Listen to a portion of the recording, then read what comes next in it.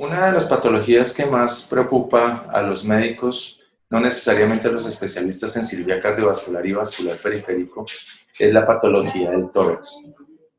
Casi siempre un motivo de consulta por urgencias o por consulta externa de un dolor torácico opresivo prende las alarmas pensando en un síndrome coronario agudo. Traducido esto quiere decir un infarto agudo del miocardio. Pero no todas las patologías del tórax tienen que ver con las arterias coronarias y con las arterias y con patologías de las arterias del corazón o de las válvulas. No hay que olvidarse que existe el síndrome agudo de la aorta torácica. Y dentro de este síndrome agudo de la aorta torácica tenemos una gran variedad de patologías que afectan esta importante estructura que sale del corazón y da ramas a todos los vasos del cuello, el cerebro y la circulación abdominal. El síndrome agudo de la aorta torácica es un conjunto de patologías que están muy relacionadas en pacientes, inclusive no tan mayores. A veces en la cuarta o quinta década de la vida tenemos pacientes que por un cuadro de hipertensión, inclusive hipertensión a veces que llamamos los médicos de novo, de primera aparición, el primer síntoma y signo puede ser un dolor torácico y puede ser una ruptura de la arteria principal del cuerpo, la aorta. Un aneurisma de la aorta torácica quiere decir que hay una dilatación de esta estructura que funciona como un tubo recto y que cuando duplica su tamaño estamos hablando de un aneurisma. Cuando logra niveles mayores a 6 centímetros podemos tener el riesgo de una ruptura. Si es de la aorta saliendo inmediatamente del corazón es una emergencia de cirugía cardiovascular. Si sucede en la aorta abajo de la arteria que da circulación al brazo izquierdo, la arteria subclava izquierda, puede ser una urgencia médica y a veces una urgencia quirúrgica, pero puede dar algo más de tiempo para su tratamiento. Este síndrome agudo de la aorta torácica incluye una serie de patologías complejas para el cirujano vascular periférico y el cardiovascular. La mayoría de estas patologías se diagnostican por descarte. Como decíamos al inicio de esta entrevista, primero se piensa en un síndrome coronario agudo, o sea, enfermedades relacionadas con las arterias coronarias, las arterias del corazón. Una vez descartado esto, con una serie de estudios de sangre, electrocardiograma, ecocardiografía e inclusive a veces con angiografías, cateterismos de las arterias del corazón, hay que pensar que hay otras estructuras en el tórax que pueden estar provocando problemas agudos y que pongan en peligro la vida del paciente. Hay que pensar en la circulación de las arterias pulmonares, por lo que nunca debemos olvidar un infarto de las arterias pulmonares. Esto quiere decir un tromboembolismo pulmonar. Coágulos que salen de venas distantes o se forman en las arterias del pulmón y provocan un infarto pulmonar. Descartadas estas dos entidades más frecuentes, aparece el síndrome agudo de la aorta torácica, donde tenemos el riesgo de, por hipertensión arterial, la ruptura de la aorta entre sus capas, formando falsas rutas de circulación que generan un dolor torácico intenso muy similar al de un infarto agudo del miocardio. Cuando se hace el diagnóstico de una disección de la aorta torácica, tenemos que verificar primero que todo si está afectando la aorta ascendente, la que sale inmediatamente del corazón, o si está afectando la aorta descendente, la que está inmediatamente después de la arteria que da circulación al brazo izquierdo, la arteria subclava. Si es de la aorta ascendente, como decía anteriormente, es una urgencia quirúrgica por cirugía cardiovascular. Ya en cirugía vascular periférico y en tratamiento endovascular se ha ido progresando mucho y ya hay algunos tipos de endoprótesis que estamos logrando colocar para casos muy seleccionados de la aorta torácica ascendente, por lo que ya se puede hacer una cirugía endovascular mínimamente invasiva sin necesidad de parar el corazón y llevar al paciente a una circulación extracorpórea y a lo que llamamos un arresto circulatorio. En la aorta torácica descendente hay,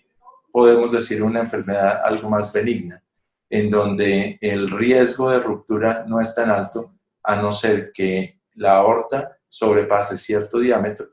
mayor a 6 centímetros, o que el sitio de ruptura por este episodio de hipertensión arterial aguda produzca una ruptura en todas las paredes de la aorta y se drene a la cavidad pleural,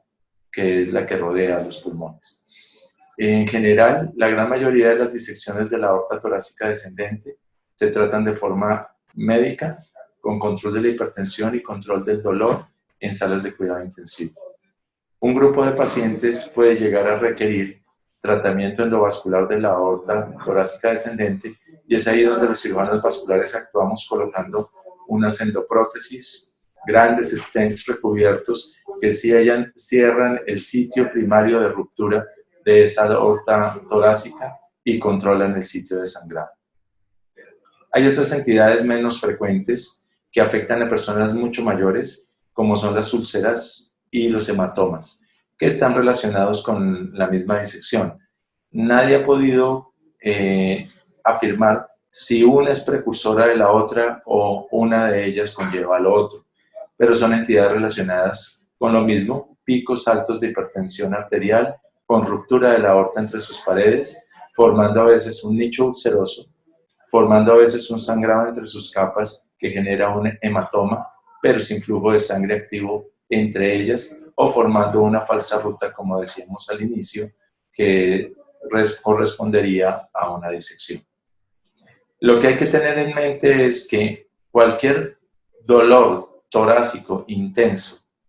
que se genere en la parte central del tórax, pero especialmente que lleve dolor hacia la espalda, entre las escápulas, muy probablemente está relacionado, si no lo es, con un síndrome coronario agudo, con un problema de la aorta torácica,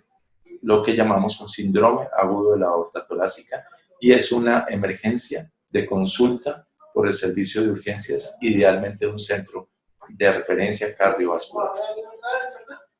Hay otro grupo de pacientes en el cual lo que hay es una dilatación de la aorta y, como decíamos, si esta pasa a ciertos niveles puede llegar a tener un riesgo de ruptura. En ese grupo de pacientes estamos hablando de aneurismas de la aorta torácica. Ese grupo de pacientes, algunos los incluyen dentro del síndrome agudo de la aorta torácica cuando están con inminencia de ruptura, otros los tienen como una entidad relacionada. Hay una serie de factores de riesgos en las cuales se debe sospechar que el paciente tiene una patología de la aorta torácica: hipertensión arterial de difícil control, antecedentes de tabaquismo pesado, diabetes, arteriosclerosis dado por niveles de colesterol y triglicéridos altos no controlados adecuadamente. Ese tipo de pacientes con esos factores de riesgo pueden llegar a tener cualquiera de las patologías anteriores de la aorta y pueden llegar a requerir algún tipo de procedimiento quirúrgico abierto o endovascular. Los aneurismas de la aorta torácica son dilataciones importantes de esta, en que, a diferencia de la aorta abdominal, muchas veces pueden ser más tolerados por la calidad de la pared de la aorta hasta llegar a niveles de más de 6 centímetros. La recomendación general es que si la condición del paciente y la anatomía son adecuadas, se deban tratar después de los 6 centímetros, especialmente en el arco aórtico y la aorta torácica descendente. Ya poseemos muchos dispositivos endovasculares con ramas para corregir la circulación por vía endovascular, a través de las arterias femorales y de las arterias del brazo, las arterias braquiales. Podemos poner dispositivos sin necesidad de hacer cirugía abierta en el paciente.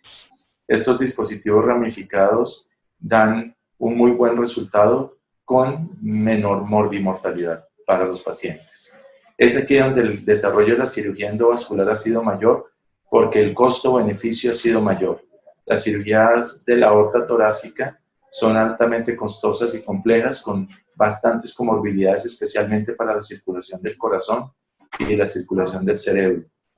y con alto riesgo de muerte. Estos procedimientos endovasculares han logrado disminuir en gran medida estas complicaciones.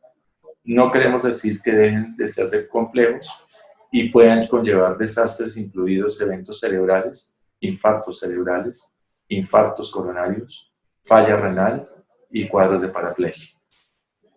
Entonces, resumiendo a la comunidad, lo que podemos recomendarle es siempre asistir a un control médico periódico, especialmente si son mayores de 40 o 45 años, con adecuado control de la presión arterial,